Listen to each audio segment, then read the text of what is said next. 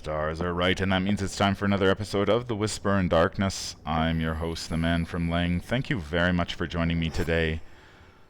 On this episode, I'm thrilled to be able to kick off a new segment here on The Whisper in Darkness.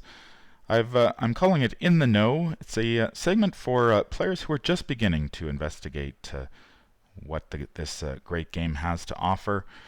The Arkham Horror LCG has a fairly steep learning curve, especially if it's your first cooperative living card game. And when I peruse the forums, they're filled with questions from new players about rules and card interactions. In the Know is going to try to answer some of those questions and hopefully smooth out that learning curve a little bit, so new players can spend a little bit more time enjoying the game and a little bit less time looking up rules. The topic for this episode is enemy engagement. Now, enemies are a centerpiece of the Arkham Horror LCG, but the way they interact with investigators occasionally throws players for a loop. I've tried to keep the spoilers to a minimum, but this segment does feature examples from the core set scenarios, primarily The Gathering. If you enjoy what you hear, remember to like, comment, and subscribe. So with that in mind, let's get started. Now, enemies are a fact of life in the Arkham Horror LCG. You are going to encounter them at some point in every scenario, so it's important to understand how enemies enter play and interact with investigators. Now, enemies typically enter play or spawn in two ways. The first way is when an enemy card is drawn by an investigator. This usually occurs when an investigator draws a card from the encounter deck during the Mythos phase. However, an investigator may also draw an enemy from his or her deck during the investigation or upkeep phases if he or she happens to have an enemy as a basic weakness. The second way enemies enter play is by card abilities interacting with the game. These card abilities may appear on just about any card, including cards in the agenda or act decks. The second important point to remember about enemies is that enemies spawn in one of two states.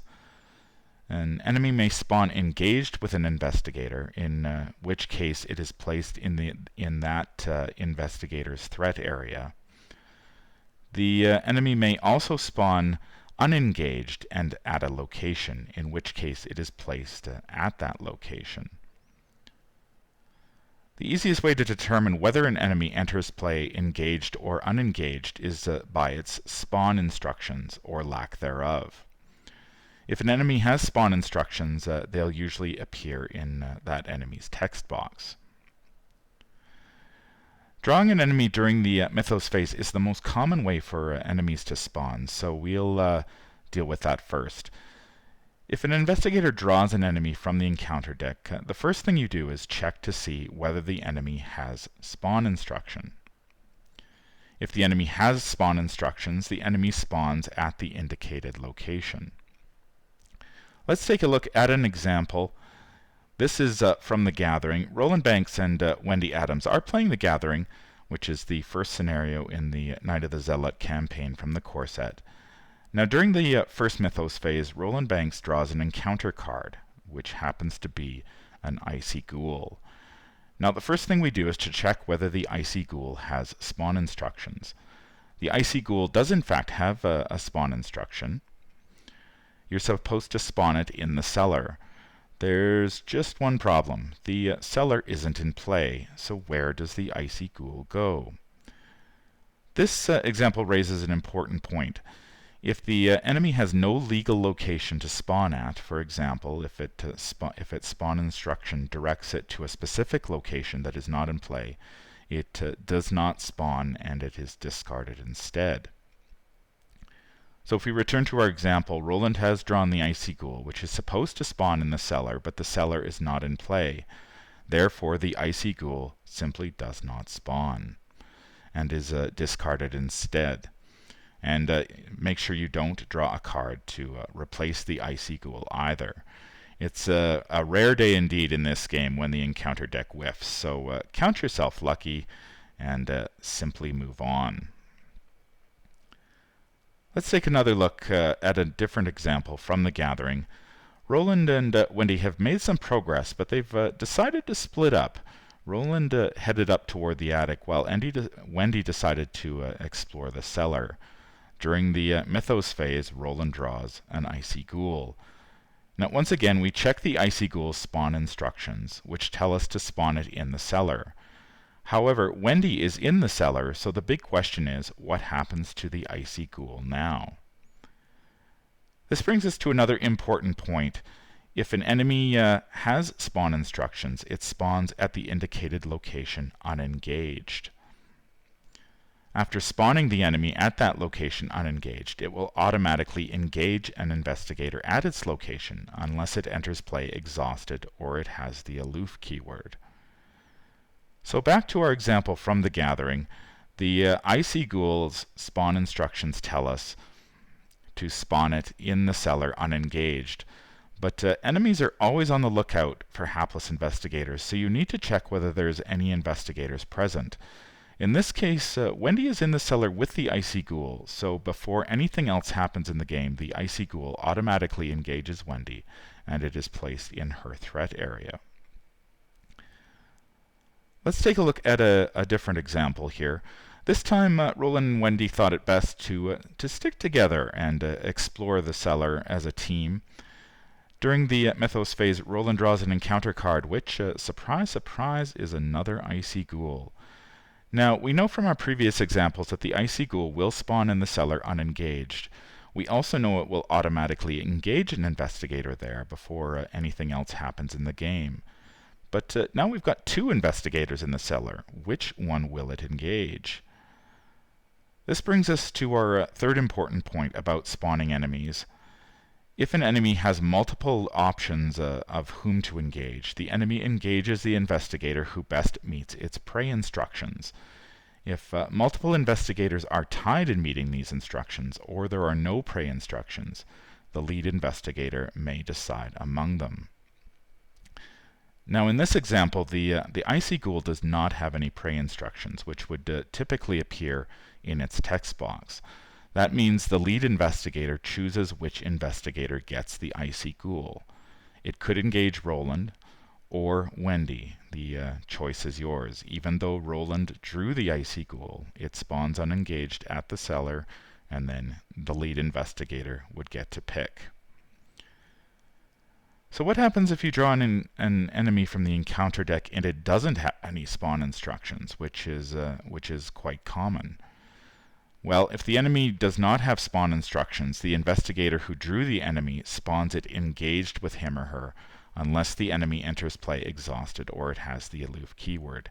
And the key here is that it spawns engaged with him or her. Here's another example from the gathering. Roland and Wendy we're back at the beginning of the game, and Roland and Wendy are in the study. During the first Mythos phase, Roland Banks draws an encounter card, which happens to be just a regular old vanilla ghoul. The ghoul doesn't have any spawn instructions, so it will spawn engaged with the investigator who drew it, which in this case is Roland Banks.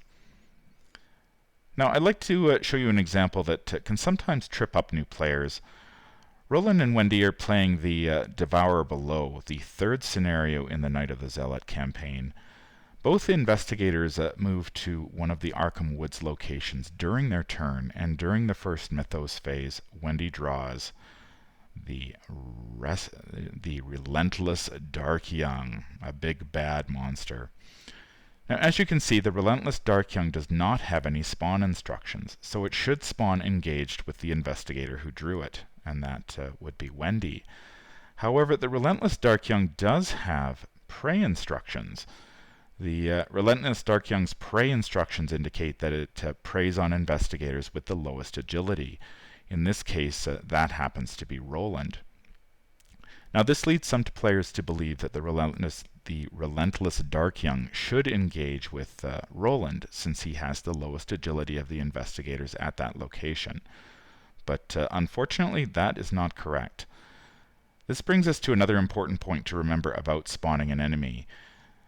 Prey instructions have no direct impact on where it spawns. The only time prey instructions matter is when an enemy spawns unengaged at a location with multiple investigators.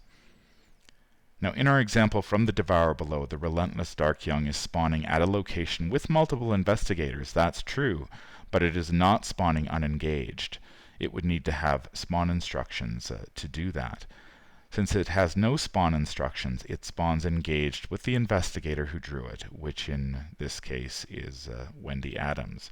And they are going to need to find some way to deal with that big bad. We're going to take a closer look at how prey instructions affect enemy engagement in a moment, but first I'd like to look at what happens to enemies that are spawned without an investigator drawing it. As I mentioned earlier, enemies can also spawn as a result of card effects interacting with the game. These effects act like spawn instructions in that the effect typically identifies a location where the enemy should spawn.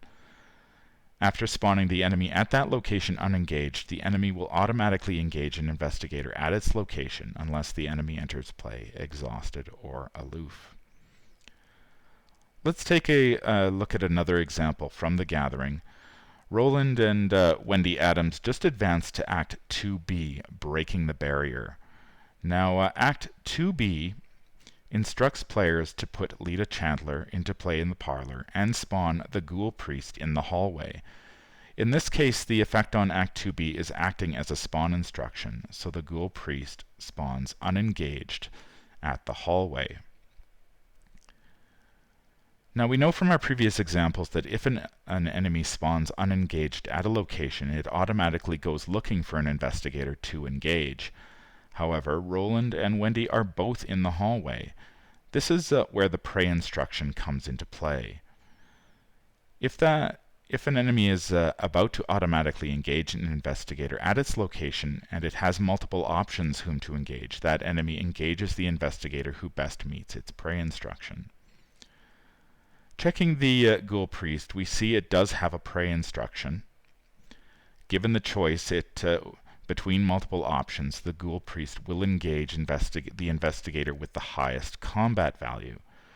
Roland has the highest combat value of the investigators in the hallway, so the Ghoul Priest will automatically engage him.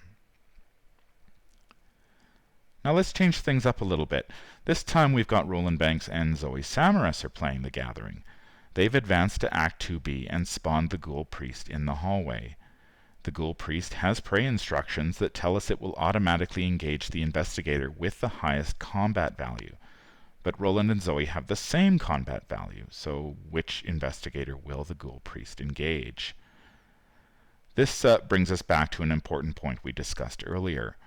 If multiple investigators are tied in meeting the prey instructions, the lead investigator may decide among them which investigator that enemy engages.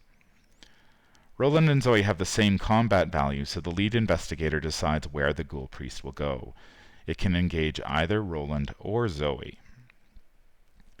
Now I'd like to show you one more example that can trip up some players. Once again, Roland and Zoe have advanced to Act 2B and the Ghoul Priest is spawned in the hallway. But this time Zoe is armed with a machete while Roland is unarmed. The Ghoul Priest's prey instructions state that it will automatically engage the investigator with the highest combat value. So obviously it makes sense for the Ghoul Priest to engage Zoe, since she's got the big knife. However, the game would be much more difficult for the players if the Ghoul Priest engaged Roland, who is unarmed. So, uncertain what to do, some players fall back on the Grim Rule, this little paragraph tucked away on page 7 of the Learn to Play guide. Now, the Grim Rule states that if players are unsure how to resolve a rules or timing conflict, they should resolve the conflict in the manner the players perceive as the worst possible at the moment with regard to winning the scenario and continue with the game. The problem is the Grim Rule was never designed to deal with this particular situation. As we've seen several times during this video, when investigators are forced to make a choice and there are multiple valid options, the lead investigator gets to decide between those options. The Grim Rule does not, and I repeat, does not play a part in these choices. So we go back to our example. We've got Roland and Zoe. They've got the same combat value. Now, there may be some reason for the Ghoul Priest to engage Roland. Who knows? Maybe he's got a trick up his sleeve that we're unaware of. However, given the information available, it's much better for the Ghoul Priest to engage with Zoe. And there's nothing in the rules that say that you have to make the game more difficult on yourself than it already is. Now, we've looked at enemy engagement when an enemy spawns, but enemies can also engage investigators when they move. Enemies typically move because they have the hunter keyword. And during the enemy phase, each ready unengaged enemy with the hunter keyword moves to a connecting location along the shortest path towards the nearest investigator. However, some enemies can also move as the result of other card effects, usually a card that was drawn from the encounter deck, or sometimes they move as a result of the act or agenda cards. There are 3 rules to keep in mind when moving an enemy with the hunter keyword. First, enemies at a location with 1 or more investigators do not move. So if an enemy is at a location already with an investigator, it does not move, regardless of whether it's a hunter. 2, if there are multiple equidistant investigators who qualify as the nearest investigator, the enemy will move toward the one that best meets its prey instructions. Again, the prey instructions are used to break ties. And that is all. They're only used to break ties. 3, if none of the investigators do, or the enemy has no prey instructions, once again, the lead investigator may choose an investigator for the enemy to move towards. Now, let's look at a couple of examples of enemy engagement as the result of movement. Roland Banks and Wendy Adams here are playing the Midnight Masks, which is the second scenario in the Night of the Zealot campaign. Their old friend, the Ghoul Priest, is running amok at Miskatonic University. The Ghoul Priest does have the Hunter keyword, so during the enemy phase it will move and try to engage an investigator. Roland Banks is at North Side and Wendy Adams is at St. Mary's Hospital. Both locations are equidistant from the Ghoul Priest, so we need to refer to the Ghoul Priest's prey instructions. The Ghoul Priest preys on the investigator with the highest combat value, so it will move to North Side and automatically engage Roland Banks. But what if Roland Banks is chilling downtown rather than North Side? The Ghoul Priest is going to move, and its prey instructions tell us that it will go after the investigator with the highest combat value. That suggests that the Ghoul Priest will move to North Side to pursue Roland. However, that's not the case. Remember, an enemy will always move toward the nearest investigator. The prey instructions matter only if you need to break a tie. Roland is 2 locations away from the Ghoul Priest, but Wendy is only 1 location away, so the Ghoul Priest is going to move toward St. Mary's Hospital and will automatically engage Wendy. So what happens if we replace the Ghoul Priest with a Hunting Night Gaunt, another enemy with the Hunter keyword? The Hunting Night Gaunt is going to move because it is ready and unengaged. Roland and Wendy are equidistant from it. However, the Hunting Night Gaunt does not have a prey instruction. In this case, the leading investigator gets to pick where the Hunting Night Gaunt moves. It can move to North Side and go after Roland and automatically engage him, or it can move to St. Mary's Hospital and automatically engage Wendy.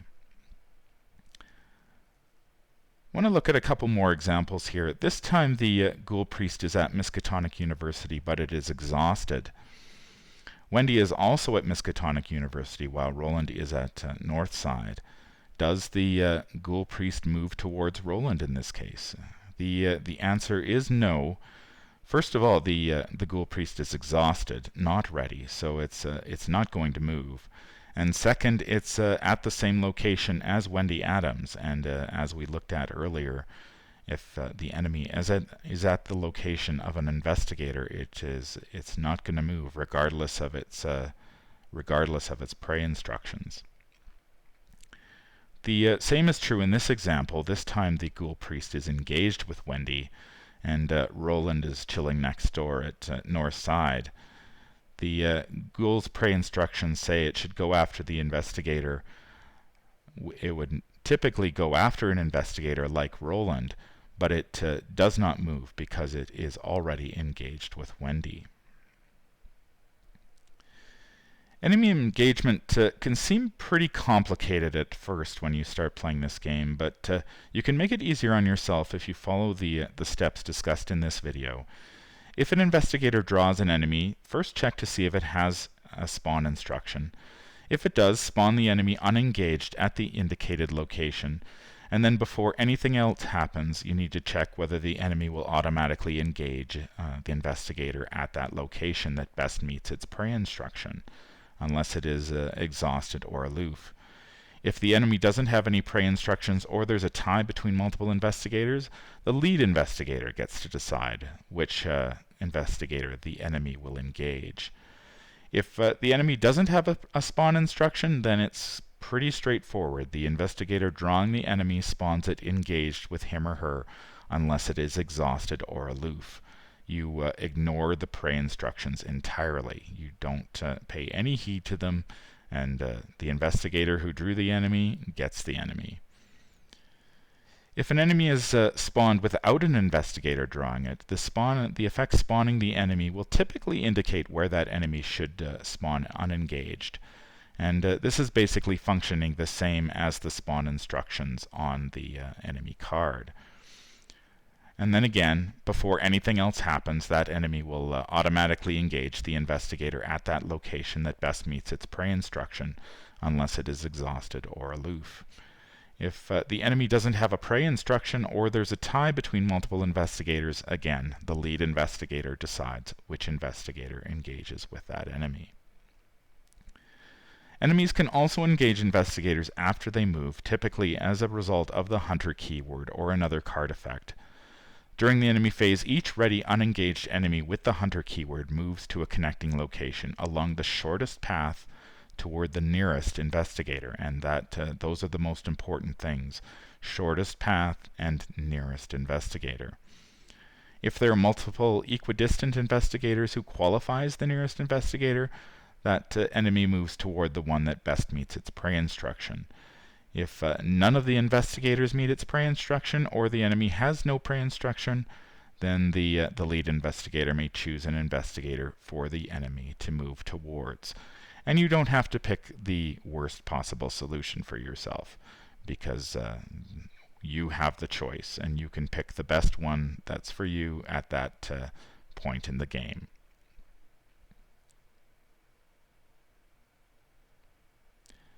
That's going to do it for my look at enemy engagement.